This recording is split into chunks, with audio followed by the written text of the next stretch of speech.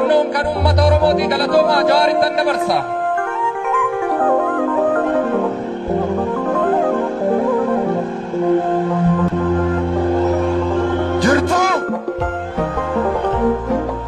Jirtu qeerro jirtu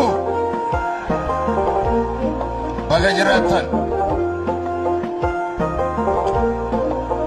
waan jedhanii dubbatan nama dhiba bakka kana dhaabbatanii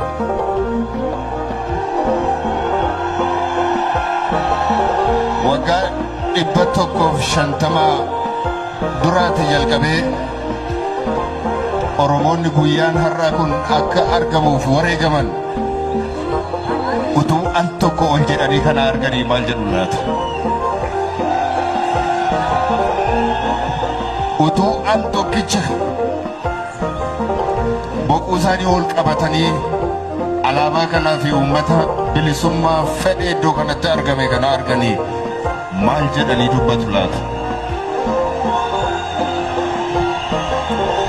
Dhugaadha waan jedhan nama dhiba. Al tokkitti kana arganii gara boqonnaa isaanii isa bara baraatti otoo deebi'anii akkamiin jaalladhan ture.